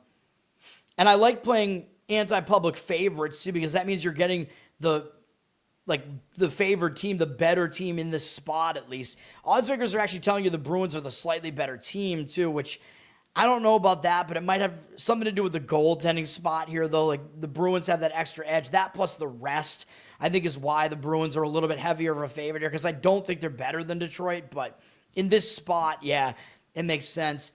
Just Win Bets, what's up, man? Thanks for checking out the show. Yes, I do. Toadstool Sports, or no, wait. Hold on, let me check. I think it's actually still offdeadbetter@gmail.com. I think it's still what it is. Let me double check that for a minute. Because I changed my branding to Toadstool Sports, but I think it's still offdeadbetter@gmail is still the email. I'm going to double check that right now because I was better off dead before I changed my name here. Yes, it is. I'll type it out for you. I should put it in my links too because I have a link tray. I could put the email in there too. That's what it is. Offdeadbetter@gmail.com. Almost like off-track betting. Thank you, sir. Now he's going to spam my emails with shit. All right. You know what? Oh, thank you, sir. I will be watching for it. I'll see. I'll see what you have to do. I'll see what you have to say. All right. You know what? We're going to add the play on the Bruins here. You know what? Fuck it. Let me see what the best number we can get on the Bruins is here. We'll have 4 plays today instead of 3. How about that? Still, I think I'm being selective here. It's a big hockey board here. Let me look real quick here with the Bruins. What's the best number we can get here? I see -128. That's what we'll do. -128 on the money line, Bruins. So we're going to have 2 money line favorites in hockey today, and I've not talked about the other one yet. But that is what we're going to do here. Boston -128. All right. There you go. Bruins -128. Let's go Bruins. All right. Next game up is Carolina at St. Louis. Now, Carolina, they're on the back-to-back as well because they were in that game yesterday. A lot of back-to-backs today in hockey, man. And I like to... Generally, I avoid teams that are on the back-to-back, although maybe there are situations where you should jump on a team in the back-to-back, and it's very rare that I do it, though. Now, Carolina is coming off that overtime game against Detroit. I think that was kind of a big game for both teams, and it ended a 4-game win streak for Carolina, so I could see that hanging them over into this game, and I don't see them really paying that much attention to a struggling Blues team here. On the road, they're playing a 3rd game in 4 days as well, all in different cities. And Carolina has Florida next. That's going to be a big game again, man. They lost at home 5-2 the last time they played Florida. They actually lost a home and home to Florida on December 19th and 23rd, lost both games. So I think they're going to be looking ahead to that Florida game too. So I think this is a sandwich spot. I like St. Louis in this game, man. For St. Louis, I can't really jump on board with St. Louis either, though, because they're coming home from a road trip here, and that's a bad spot, as I always point out. They didn't go... Well, I mean, they did still go out to the Pacific Coast. They were gone since Wednesday, so they were gone for almost a week. And I talk about when teams return home from road trips, they tend to be a little bit distracted, have to get back to home life. It affects bad teams more than it affects good teams. So that is the spot that they're in. They do have a couple of days rest, so they're the more rested team. I still prefer St. Louis in this spot, and I don't think that Carolina is really a team you're really going to overlook. Like, it could help you get past those distractions, although they do play Tampa next, and then Edmonton will be a bigger game because that is a conference game. So I can't jump in on this one. I'll stay away from the game, but I agree with St. Louis in this game. That's the way I would lean in this game. Carolina's up from minus 155 to minus 162 on the money line. 93% of the tickets and 78% of the cash as far as what this market read shows here. So it's showing Carolina as a public side with less of the money on them. So the market does agree with the St. Louis side as well. You could make your own +1 puck line on that one and make it a little bit less of a risky bet, make it more risk averse in a way there. And then if St. Louis comes within one, then you'll at least push your bet. Edmonton at Nashville. Take a look at this game. Edmonton, they just beat Chicago yesterday 4-1, so they're on a back-to-back. They're playing a third game in 4 days and a fourth game in 6 days, all in different cities. So again, pretty difficult travel spot here. And they do play the Islanders next, and the Islanders have been playing better, so they might look past Nashville and be looking towards the Islanders, man. Edmonton already beat Nashville at home back on January 6th, 6-2, so they might not take Nashville totally seriously here. Nashville is coming into this game off of a pretty big win over Washington. That was a nice win. Washington's a good team. Don't really think they're going to overlook Edmonton, so it's more of a question of whether or not they're going to be able to put in an effort multiple games in a row like this. Nashville, of course, again, they did just lose to Edmonton ugly, so they should show up for this game against Edmonton, although they do play Colorado and Vegas up next on the road, but I don't see them overlooking Edmonton. It's going to be more of a question of how tired is Nashville going to be here, but I agree with the Nashville side here. There you go, Jeffrey. I'm not always anti-Nashville here, even though they let me down a lot. 55% of the tickets and 83% of the cash on Nashville, so the money does agree with it. I agree with it, obviously. Edmonton, a minus 115 road favorite here. That is not my play, but I will agree with the Nashville side in that one. Islanders are at Winnipeg. This game I have somewhat of an opinion on as well. The Islanders just beat Minnesota in overtime. Had a couple of days off, but I think an overtime win like that against a good team can kind of stick in your mind and you'll just be feeling really good about it. Now they're going to Winnipeg, and up next they got Edmonton, man. So this looks like a pretty classic sandwich spot that the Islanders are in here. So I could see them looking past Winnipeg. Winnipeg really has not been playing well. Although Winnipeg has some newfound momentum because they've won 2 games in a row. Coming off a pretty decent win over New Jersey, though. So I don't know if it's going to be any sort of, probably not going to be a letdown spot or anything like that, because I think they will focus for the Islanders coming into town. But they do have Minnesota up next, and that is a bit of a bigger game because it's a divisional matchup, I believe. So maybe a little bit of a concern there. But this new momentum with Winnipeg ending that long loss streak and having 2 wins in a row does look good for having some positive momentum coming in here. So I like Winnipeg in this game. The money is not agreeing with this one. Winnipeg down from minus 135 to minus 125. 76% of the tickets, 98% of the cash on the Islanders. Probably not accurate again, but the actual money does look like it's on the Islanders for now, but I don't agree with it. I like Winnipeg in that game. But my actual play, because Saab is a spy, man. We'll throw the best bets graphic up here again. Saab basically knows what I'm doing here, man. We are going to be on Utah on the money line, although it's a little bit of a price, minus 148. And some of it is because of the rest spot here. If you want to switch it up and go with how I showed you, one of those, like, make your own minus 1 puck lines, you could do that too. Be a little bit more risk averse and put less money on the line. But then if Utah wins by 1, you'll only push the bet. But you could do that if you want to. Probably winds up being about 60% of the bet on the money line, I think is the way that it would work out there. And then the rest of the bet on the plus money puck line there is probably how it would work out. But if it's a money line below minus 150, I'm usually just going to go money line with it. They're playing Toronto. Toronto is in a horrible spot. Toronto's on a back-to-back. They're playing a third game in 4 days, fourth game in 6 days, all in different cities, and actually a fifth game in 8 days, zigzagging travel between all the games.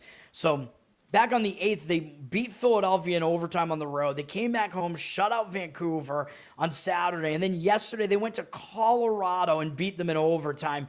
Nobody really beats Colorado, man. I mean, that was like a monumental win, although Colorado's been beaten in overtime more than they've beaten in regulation, but still, you go into Colorado as a massive underdog, as a very mediocre team like Toronto, and you pull off that win, that's insane, man. So I think they're going to be in a massive letdown spot off of this. Plus, maybe extra tire because the game went into overtime. It was a close game the whole way. The game was close on the scoreboard, too, so it wasn't like a misleading score or anything like that. Everything was pretty close statistically in the game. But as we go to the settings there. Whoops. Screw you, Firefox. All right. Yeah, I don't have a whole lot else to say about the box score there, but now Toronto's on the back-to-back off of a huge game. I don't know what else I have to say about it, but I also think this is a sandwich spot. And it's also a second game in elevation in a row, so they got to go to Utah. I think they might overlook Utah. They did play Utah way earlier in the season, and they beat them on November 5th in Toronto. I think the only time they played them this year, but I'm not going to put much weight into that as it being a revenge spot or anything like that. I just think that Utah is a mediocre team. Utah, yeah. I have the other Utah jersey on today for the Jazz getting it done for us yesterday, but maybe if the Mammoth get it done for us today, maybe I'll have the proper Utah jersey tomorrow, let's say. I may or may not have some new jerseys at my disposal here. But I think this is also a sandwich spot for Toronto, man. They're playing Vegas on Thursday on ESPN. That's a huge game. Vegas definitely going to draw more of your attention than Utah will, I think. So I think this is a sandwich spot for sure. And I think the spot sets up better for Utah. Of course, some of the rest is being factored into the line here. Utah hasn't played since Sunday. They lost in overtime to Columbus. Not a good loss. I think they're going to show up, man, staying at home here. They're 2-1 on the homestand, but I think they will still show up here. Yeah, they do have Dallas up next, but I think because Toronto beat Colorado last night, Utah will be on notice here, and they're coming off a loss. So I think we expect Utah to show up here. It'll probably be Vejmelka back in net for them. He's been their primary goalie. They've won 4 of his last 5 games, so that's a decent sign that it should be him in net here, and decent sign if he is in net. He's been their better goalie. Also a decent sign that the money agrees with this.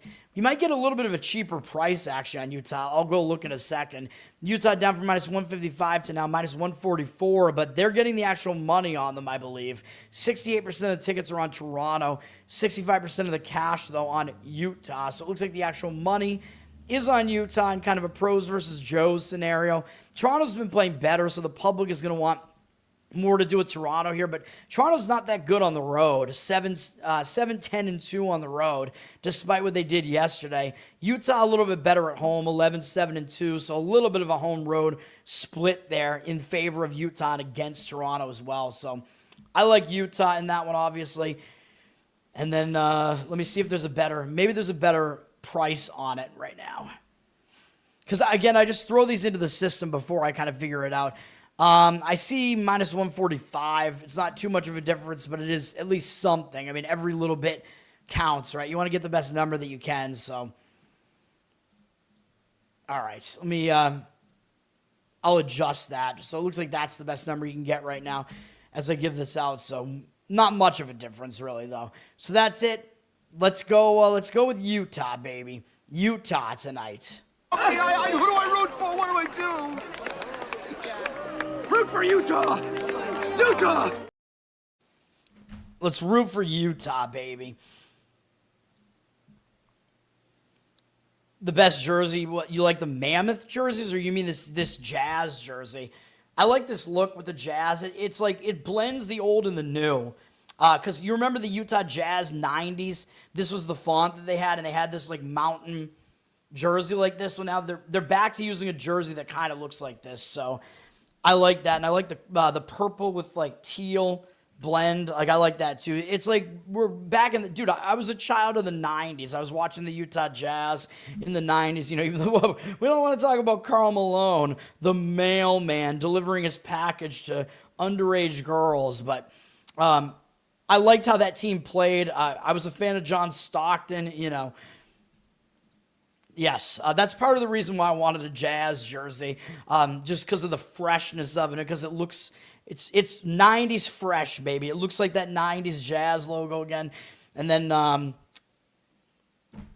yeah, and also because, I don't know, there are some players on the team that I like, and I'm just kind of trying to stick it to the people that made fun of me for being an Ace Bailey fan during the draft. He hasn't done a whole lot yet, but we'll see, man. I mean, he's a decent role player at the very least. All right, we'll finish hockey off with Dallas at Anaheim, and then we got to do NBA still. Long show today, guys. NBA, I don't think there's a ton of NBA today, but I don't know, I forget. Dallas just beat the Kings 3-1 yesterday, so they're on a back-to-back, playing a third game in 4 days, all in different cities, but they're only traveling from LA to Anaheim between yesterday and today, so that's a quick trip at the very least for them. Quick trip like the little convenience store that you go to, man. Anaheim coming into this on a real bad skid. They've lost, I think, 9 games in a row, and they're returning home from a road trip, so I don't think that's helpful, man. Again, when you return home from a road trip, they've been on the road since last Monday, and they went out to the East Coast. Even though they lost every game on the road trip, I think the public kind of has a tendency to think the team will bounce back, although I don't think they're going to be on Anaheim against Dallas here, but generally, the public thinks, oh, this team will bounce back now that they're back home, but I always look at it the other way. I think the distractions tend to come into play when you're back at home. Things have piled up to do at home, and you tend to not fully focus on your game, especially because Anaheim does have to go out again in their next game, although it is only to LA, though, so they're probably going to stay at home, really, as far as where they live and whatever, so that's not really a road trip there. But the other question is, will they really overlook Dallas here? I don't know, because Dallas obviously is a team that will usually draw your focus, so maybe Anaheim will not overlook Dallas. Anaheim, they do have multiple days off as well at the very least, so maybe that will help them a little bit here. Did I already look at Dallas' side of things? I think I did, yeah. So Dallas is the less rested team here. The money is coming in on Anaheim for what it's worth. 62% of the tickets are on Dallas, 83% of the cash on Anaheim. Dallas up to minus 116 on the money line, but I don't know, man. I mean, Anaheim, I really don't want to jump in on a team that is returning home from a road trip, so obviously it's a pass for me. A lot of money coming in on the over to the point where we almost have a total of 7 in this game, and that seems very high for a Dallas game because they usually, I think, focus more on defense to some extent, but man, that total is high, and it's probably high for a reason because Dallas has no rest, and Anaheim might have a little bit of a lapse in focus here, so I don't really disagree with an over in that one. I guess I'll have to agree with the market read on the Anaheim side there because it's so strong, but I don't want any part of it. And let's go to NBA to finish this thing off here. Oh, yeah, we don't have too many NBA games. Phoenix at Miami. Not what I wanted to do. ESPN. All right, Phoenix. I think Phoenix is in kind of a positive spot here, man. They just beat Washington at home in what I thought was a bad spot for Phoenix. We lost on Washington in that game. Phoenix had beaten the Knicks in the game prior to that, and they had this road trip upcoming with Miami, Detroit, New York. So I thought it was a sandwich spot, but they still covered against Washington. Now they're starting the road trip with momentum, so I think this is probably a positive spot for Phoenix, although maybe you have to worry that they'll overlook Miami for Detroit up next, because Detroit, of course, has the better record, but Miami does have, I believe Miami basically has their healthy lineup back now, although I guess I have to look, because actually Hero might not be in there. I don't know. Now, Miami, they're not in a good spot. Miami's returning home from a road trip that they've been on since last Tuesday, and you know I talk about teams returning home from road trips. Bad spot. They can get a little bit distracted. Maybe they won't overlook Phoenix, because Phoenix has been playing some pretty good basketball, although Miami has Boston next. That's a big game, a conference game against the Celtics, so it is possible they overlook Phoenix here. Miami did finish the road trip having to play in Oklahoma City. They lost by 12, which is respectable. So, I don't know, man. I don't love the spot for Miami, though. The return home aspect of it, and Phoenix starting a road trip with momentum. A spot like that, I'm always going to lean to the team that's starting the road trip. I lean Phoenix in this game, but the money is in complete disagreement with it. The Heat have flipped from a 1-point dog to a 1-point favorite. I don't understand that. 54% of the cash on the Heat, 61% of the tickets on the Suns, though.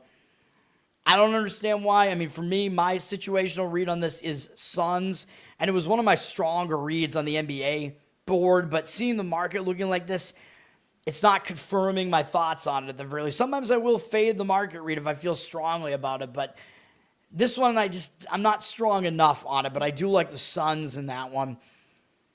Thurl Bailey is Ace Bailey's dad, not Thurl Ravenscroft, is that his name? You're a mean one, Mr. Grinch. The guy who sings that, and the Tony the Tiger guy. They're great. Thank you, Jeffrey. Thanks for hanging out again, as usual. All right. We have the Bulls at Houston here. The Bulls have a little bit more rest, kind of, because they had that postponed game that was supposed to happen against Miami. So they've only played on Saturday.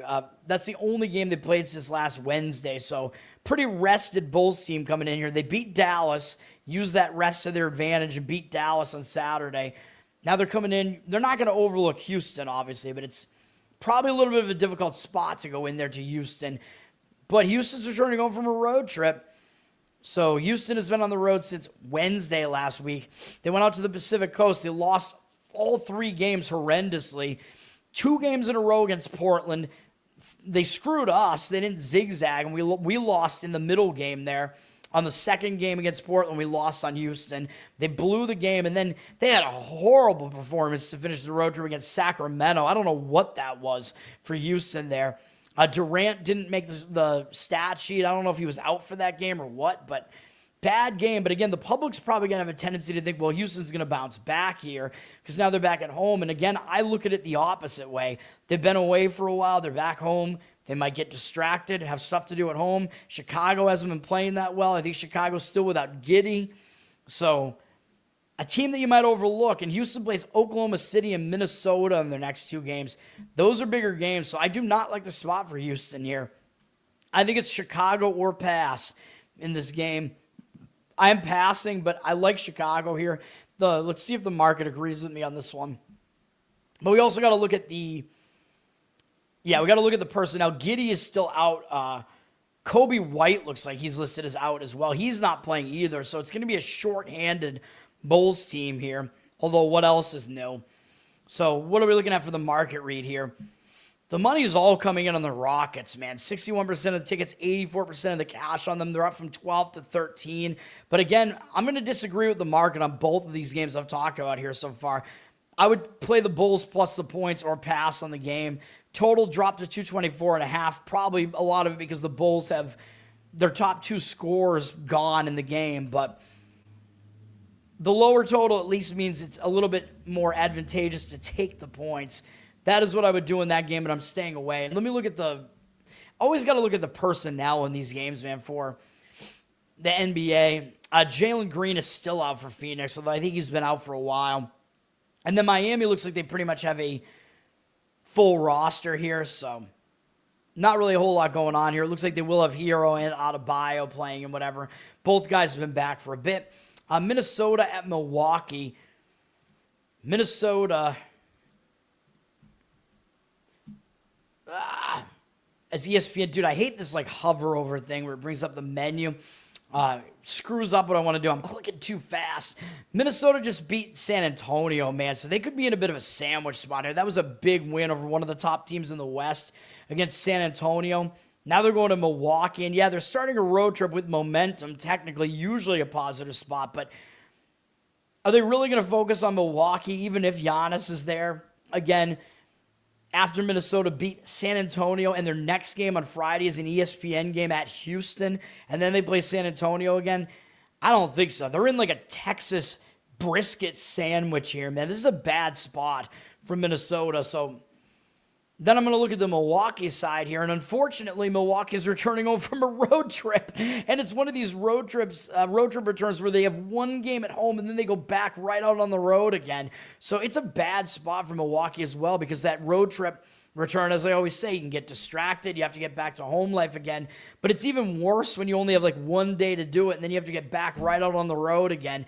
You get rushed and having to do that stuff, so I don't like the spot for the Bucks either. And they played pretty tough to finish the road trip. They beat the Lakers, although without Reeves, of course, the Lakers. Lakers not really that good, really. Man, I mean, they'll be a playoff team, but they're not great. When they get the Reeves back and stuff, we'll see, but they haven't been very good, especially not on the defensive side of things. Milwaukee then played really close at Denver, although I know it was Denver without Jokic, and I thought it was a bad spot. We played Denver in that game because Milwaukee was coming off the win over LA. They had Minnesota up next. Yeah, part of the handicap was they were going to look ahead to Minnesota, but I don't know, man. This is still a bad spot here, and they got to go right back out and play San Antonio next, which is a big game as well. So it's not a good spot for Milwaukee. It's not a good spot for either team here. The money is coming in on the Bucks side, but they flipped from a 3-point dog to a 3.5-point favorite, so I have to explain why that is as well. 70% of tickets, 79% of the cash coming in on the Bucks. But now, another reason to not fade the T-Wolves now is because the Bucks now, the line has flipped 6.5 points, and it's because Anthony Edwards is not playing in the game. I think it's a rest game for Edwards, which does kind of tell you the T-Wolves may not be totally focusing on this game, but we see it time and time again when these teams rest players. It does sort of become like the injured player theory spot a lot of times, and the team knows they have to step it up without their star player there. So you might see a bigger effort from the T-Wolves just because they know they have to without AE in the lineup there. So that's what's going on there. And maybe a little bit of extra value on the T-Wolves because maybe the line overreacted a little bit to the Bucks. Overreacted a little bit, on the Bucks side, overreacted to Anthony Edwards not playing in the game, So a lot of things to consider in that game. I can't do it. The over, to me, kind of makes sense in that game because Edwards out of the game, the total's going to overreact, and it drops 7 points down to 226.5. So I think bucking might make sense in that game. With both teams in bad spots, it could affect the defense a bit. Money's coming in on the under there, but I don't know. I would kind of buck that. And maybe some of that money is from the move to the under based on the Edwards news, but I don't know. 58% of tickets are on the over, 94% of the cash on the under, though. Then we have Denver at New Orleans. Denver's coming off that win over the Bucks. Again, that was a win for us on the show.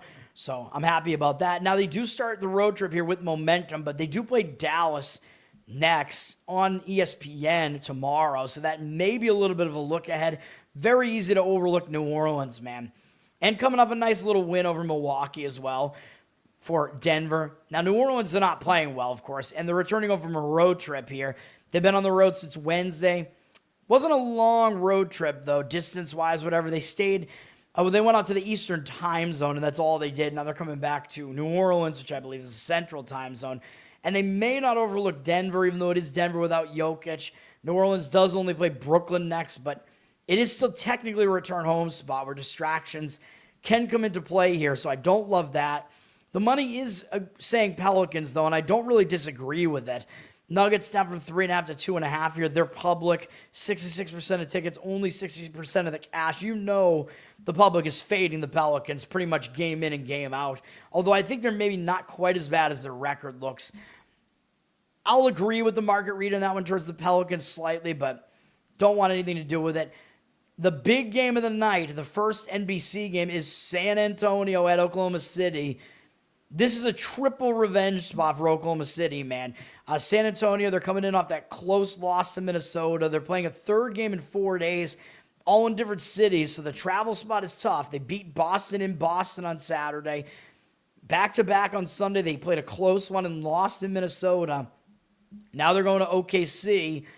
Difficult spot for San Antonio here, man. 3 games in 4 days, all in different cities.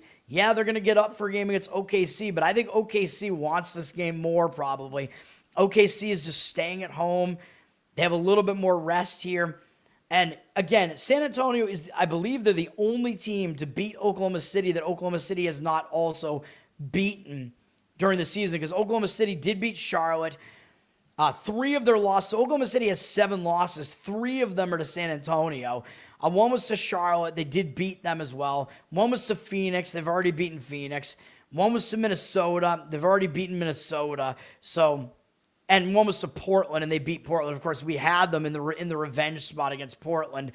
That was a win for us with OKC there. But that was because Portland was the only team that had beaten them. But it is still the case now that Oklahoma City, San Antonio is the only team that has beaten them that they have not beaten.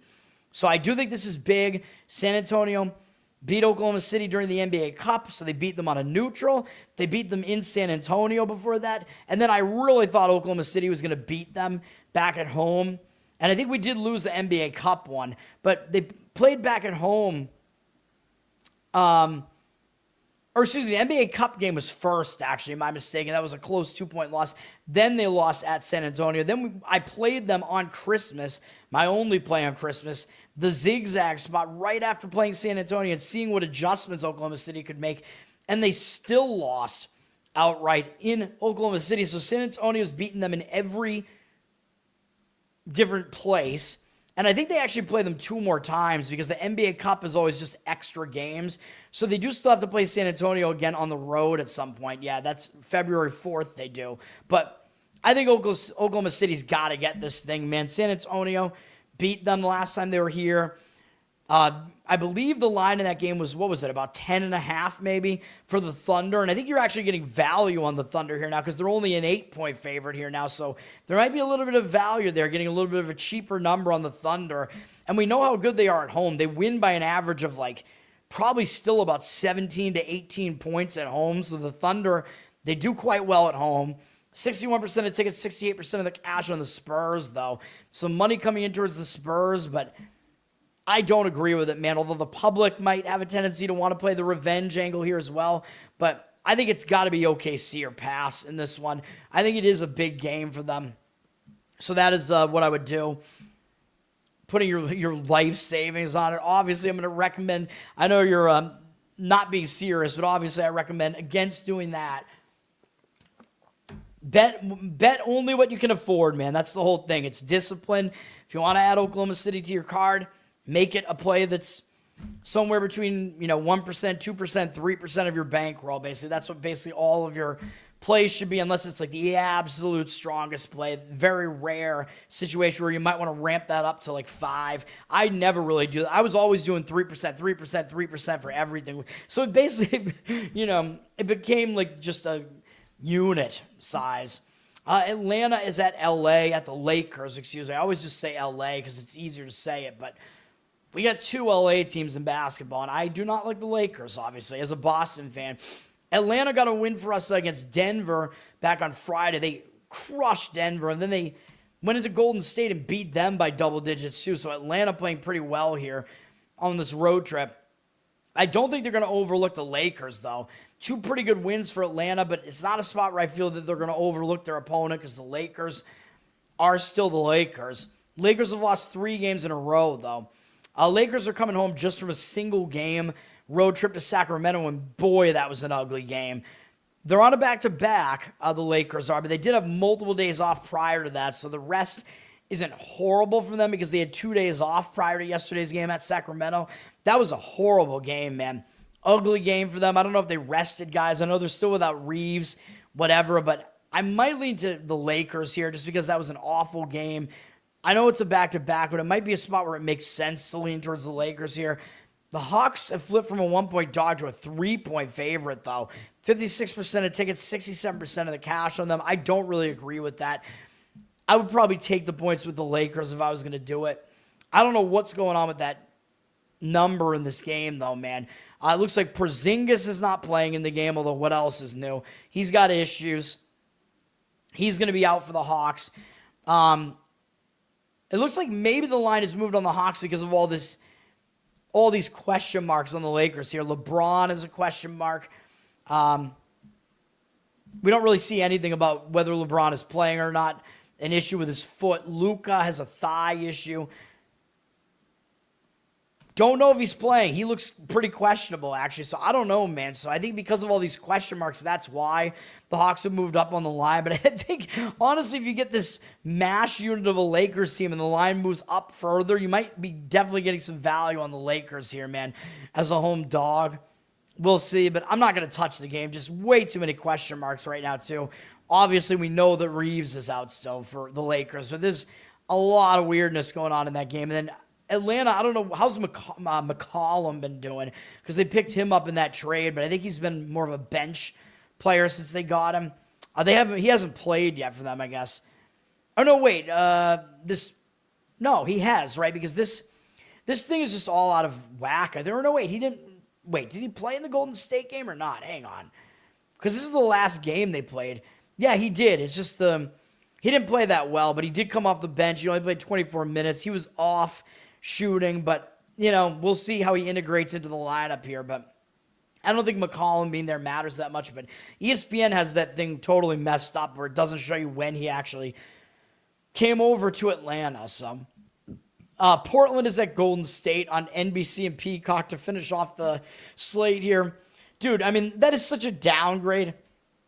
After you get San Antonio and OKC in primetime, then it's like, stick with us because we have another game for you late night, Portland and Golden State. Yeah, okay.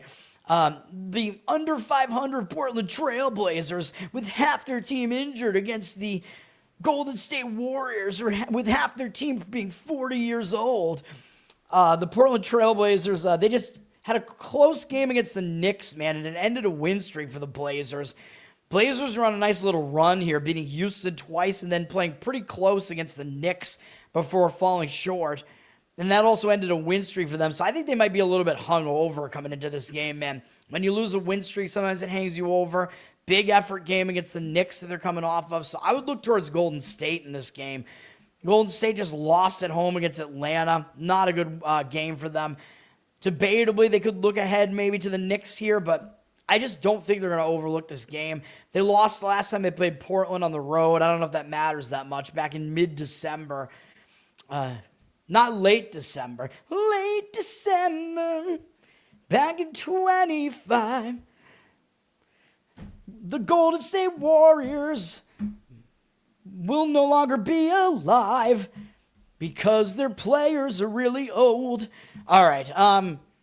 But I would lean to Golden State in this game. But the money disagrees with me on that one, too. They're a 10.5-point favorite, which looks kind of ridiculous. Like, why would you want to lay 10.5 points with a team that's not that much above 500? Golden State's good at home, though, 13-6. Blazers not very good on the road at 9-11. So a little bit of home-road dichotomy there. 69% of tickets, 68% of the cash on the Warriors, though. So the market is indicating on the Blazers for now, but I would lean the other way there, and I do not have a basketball play here. Although I think the closest that I was probably, I like the Suns, but the market is totally against it. And then I do like the Bulls as well. But yeah, I got to stay away from all that crap, man. So we have 4 plays today. Thanks, guys, for hanging out. We got, in college basketball, we got Minnesota plus the points, and we got Oklahoma plus the points. And then in hockey, we got my Boston Bruins on the money line and the Utah Mammoth on the money line. Let's go, Utah. That's going to do it. I'll Learn to Toad on Twitter, Learn to Toad on Instagram. Like, subscribe, give me good reviews here on the channel. Let's bump this channel up, baby. We're on audio. Give me good reviews over there. Spotify, Apple. Let's do it. Covered in Uke is my Uke channel on YouTube. You can check that out. Uke covers. Got to get back into it. Got to post the ones that I did recently. Got to get on that as well. Feel like I'm way too busy of a man. Just with all the betting crap that I'm doing. It just takes a lot out of me, man.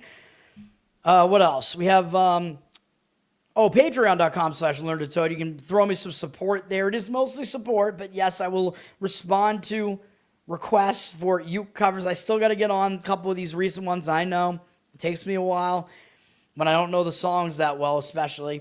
So go check that out. You get a little bit of bonus stuff as well, a Spotify Uke feed.